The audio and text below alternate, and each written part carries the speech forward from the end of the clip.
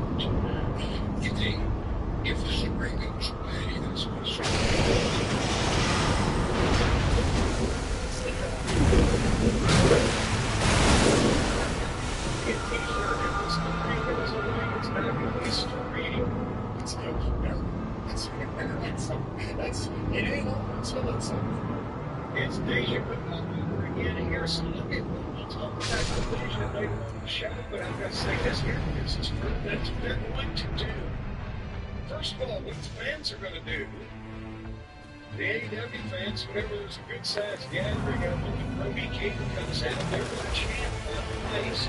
So now this has become a thing. And they want to express their opinions. And Brody King praised bringing out money for those tens of thousands of dollars on stand.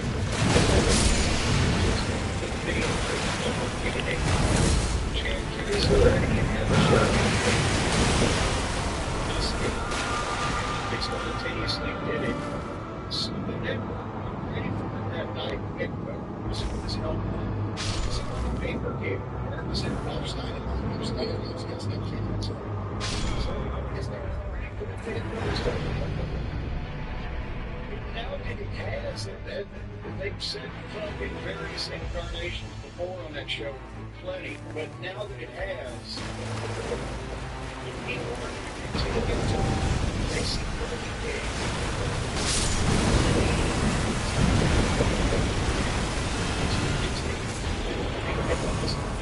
Australia, because they were chanting Buckeyes too, but they have answers of if the preference and they didn't know this. They didn't get this. They were talking about it completely else. It's going to be discussed. Anybody has a style, they're probably going to be some sniper with a goddamn t-shirt cannon or something. They're not going to let it go out, but they can't stop it from happening in the building unless they just stop the whole goddamn show and say, "Look here, unless y'all just sit down and shut up about the ice, we're not going to go on." But they can't stop it. Do you think it's anything with ice in a broadcast? Do you think it would be anything with ice? I mean, the fans view we hate ice. It's different than fuck ice in terms of everything. And we're still the same because it's all about they're afraid of the administration.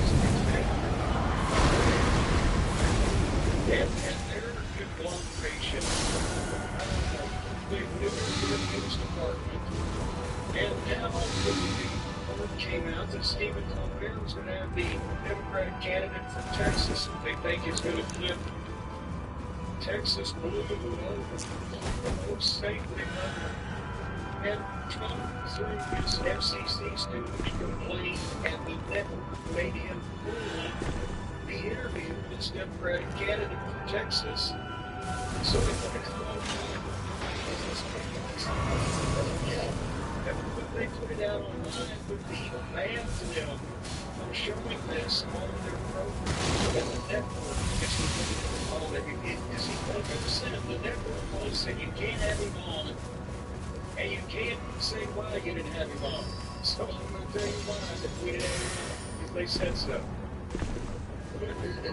That's the problem, is that Stephen Colbert is probably, whether he's a late duck show or not, there's more money at stake for that corporate entity in that show than there is in any wrestling.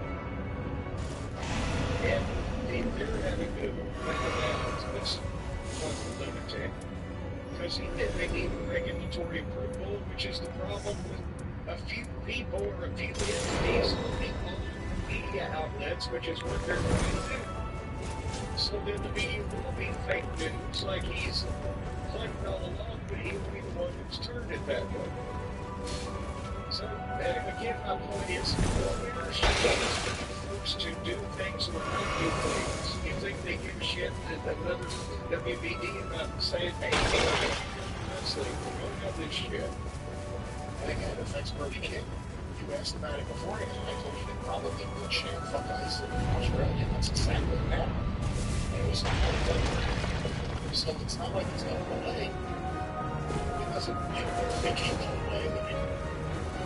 That's what it is. I think it's on the other side of the road. It's not as much. I think we're going to do the exact same thing they're going to do. They're just going to clean up the broadcast and shut down. That's hear that.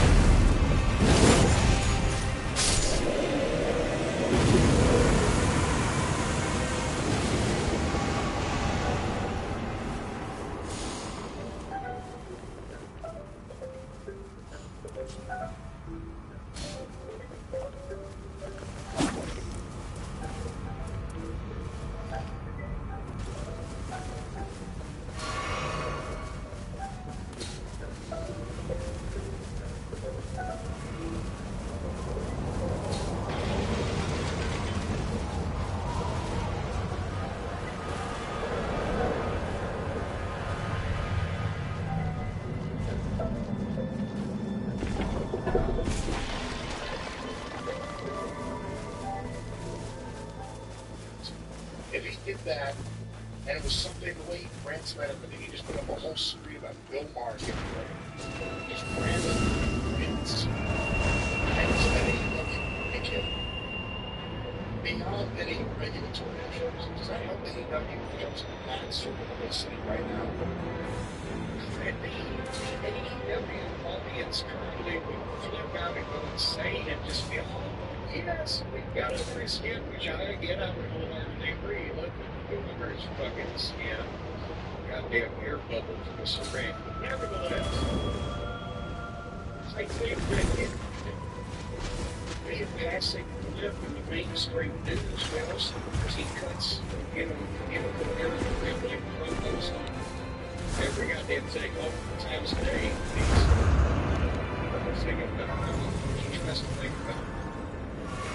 They don't know that it would suddenly get a bunch of wrestling, versus wrestling promotion, because he's writing about this now. So that means we must support it. I don't be a big difference maker in terms of most people just say, oh God, this fucking old demented lunatic is now ranting about some of the wrestling guy. So that was another song that made that such a weakness. To his credit, it isn't probably but he got this wrong, and he issued a bizarre defense as we heard for 2 minutes where, even if Tony doesn't figure, whatever, it's not like completely backing down. The thing is, if he'd have given the story that they sent Plug Ice, and here's why they sent Plug Ice, and boy, I tell you what, I bet you that they're not going to want to have that on the TV network. All these obvious things haven't been great, but just to take and run with them, run people on TV because somebody had never made them. No, they're not having them on. It was, that's where he stepped in and he could get out of it. I've never seen how ranks Tony. It might not be a bad idea depending on who it might officially be revealed to be, but I would think that Tony, how can he have somebody else that would be in charge of the way he moves his action figure? His dad hires a maid. Yeah.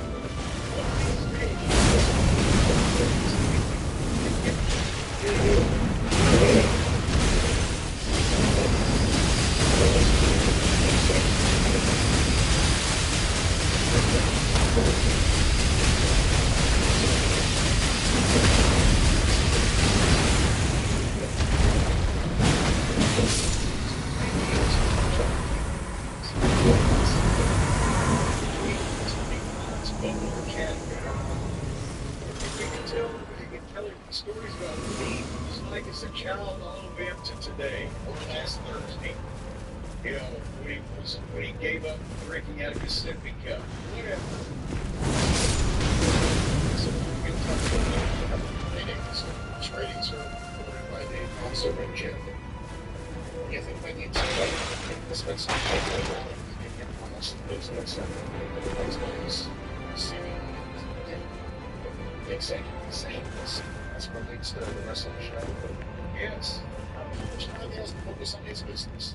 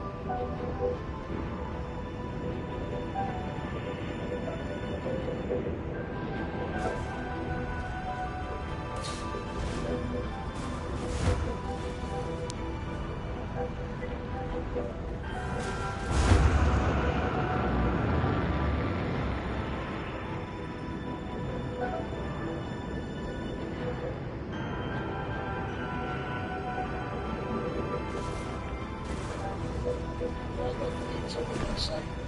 See them all the time as if they push that off wheel, get people back in the door, and they're also constantly putting more and more stuff behind the paywall. Isn't it kind of like when you leave a restaurant, you get sick and they call you and say, we need you to get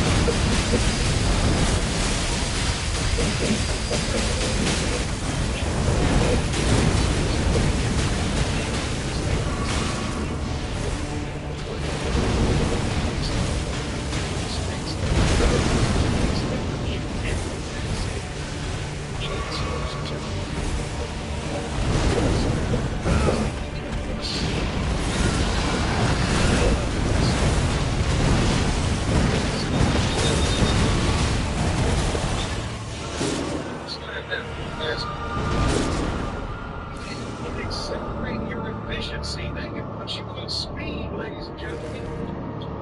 They can simply tweak you out. Metaphor of business or speed. They are going to put you on metaphorical methamphetamine. You're developing new products for days at a time, trying to improve existing ones. They're going to be helping you. And these people never quit, so you can't either.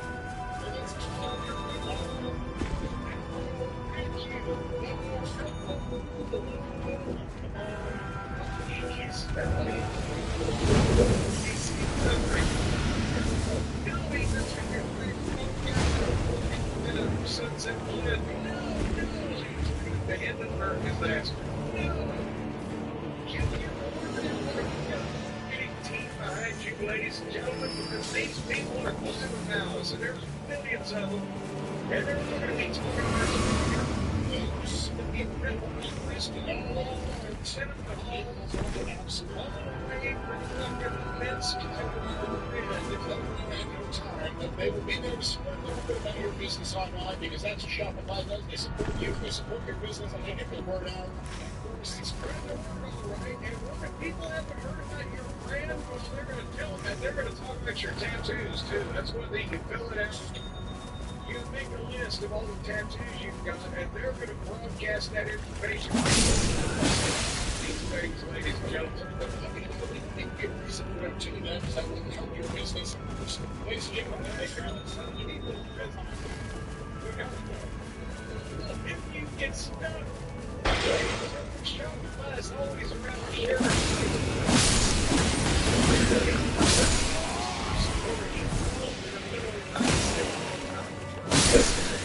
something. I think it was a bag of garbage, but it looked like it was shoes. I didn't tell you. Get up there. you're not calling anyone, ladies and gentlemen.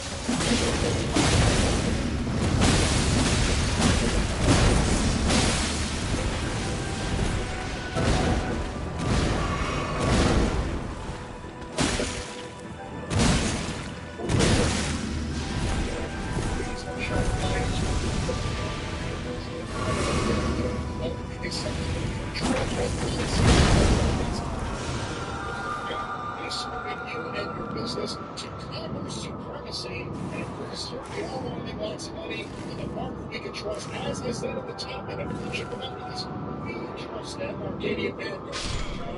We trust them. You can too. There's lots of fun and games and lots of funny things that we say on this road to business time. And Jim, I understand there's a wonderful deal in Promise to Trust. We're Promise to Trust. Bring it down.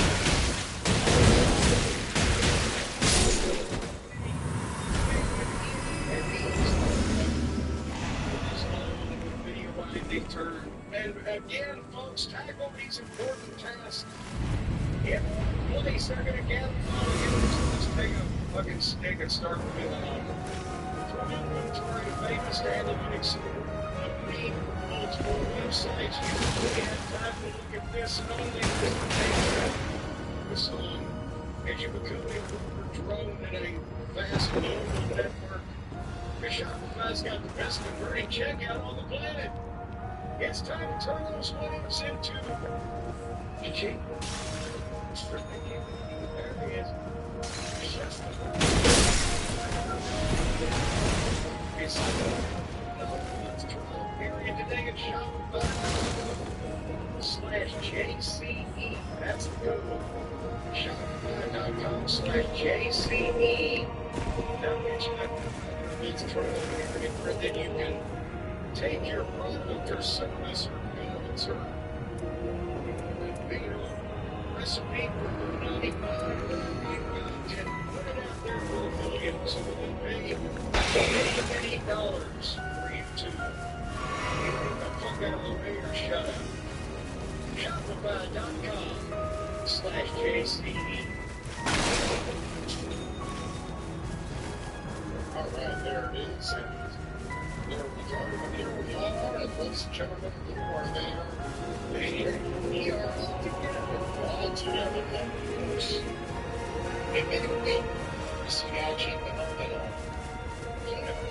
None of that. Hey, I mean, fall. Things. It's in the winter in Australia. Queensland. All the division. It's the biggest division of the division. It's a division Grand Slam in Australia. Yes, and like the nicest guy in person, she was up there in the biggest collision of the year.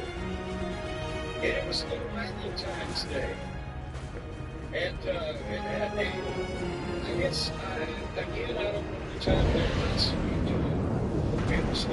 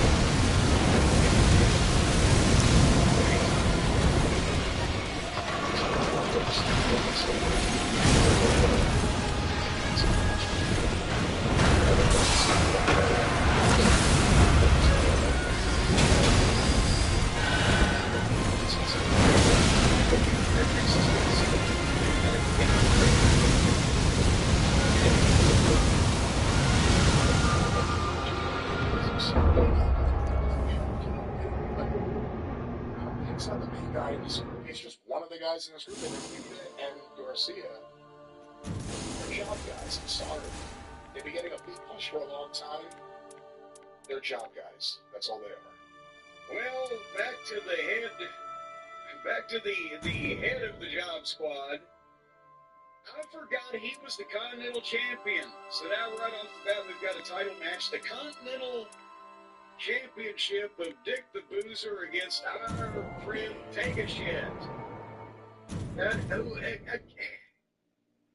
Remember when he first saw him and he said, hey, this guy could be a big deal. He's bigger, he's stronger, he's younger, he's faster, he works harder than all of the rest of these broken down imports that Tony's paid millions of dollars to. Okada being at the top of the list. Well, he doesn't show up anymore, does he? Nevertheless, this guy's got something, is what we thought. And 2 years later, he's another guy having fucking matches. And he's in this group of a dozen people or more with a pretend manager, and sometimes he's mad at the other guys that are in the group, and they make faces at each other. So, you know I can't stomach Moxley. I'm not gonna goddamn break this down step by step. I tried to watch some of this and got very impatient. There was this spot where Moxley overshot Take on a dive and almost killed himself, went right over the top of his head to the cannonball to the floor. But then that was followed by 2 minutes where they were on the floor for 2 minutes straight, having one of these sloppy fucking fake-looking fights. Literally 2 minutes. With the referee, I heard a count of 7 at one time, I think. What the fuck? When they went to picture and break. Reapers and Claws, Owner Ring Nightly. The show part was a color bar slate that said Techwood Studios. And, of course, it's a 20-minute time limit, because why not? And in 19 minutes, they stood in the middle of the ring, holding hands with each other, trading fake headbutts until both of them fell down, woozy and groggy and disoriented. And then they stood up at 100 miles an hour, Moxley with a clothesline or a 1 count. And Take with a forearm and a 1 count. And they're just fine, and then the bell rang. And of course the crowd boos the time limit draw, especially after having to sit through 20 minutes of that. And then Moxley, the baby face, goes over and high faces the heel, and the heel gives Moxley a big suplex, and the fans cheered, but it still ran out to babyface. And Moxley's the babyface. Yes. Yeah, I just want to make sure you understand. Yeah. And that's why I said they would take a shit, gave him this big fucking suplex. The people were, yeah.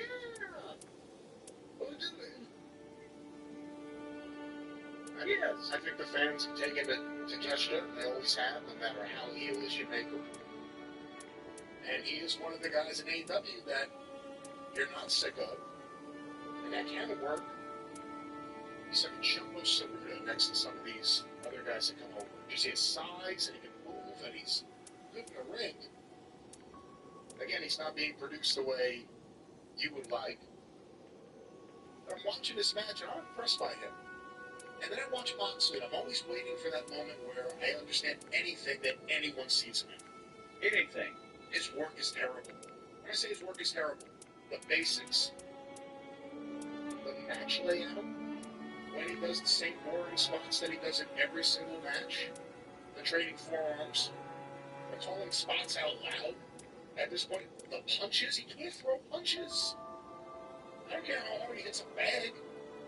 If he punch and do that. Don't do any of this. His work, Don't do shit you don't know how to do. his work isn't good. His work, bell to bell in the ring, is horrible.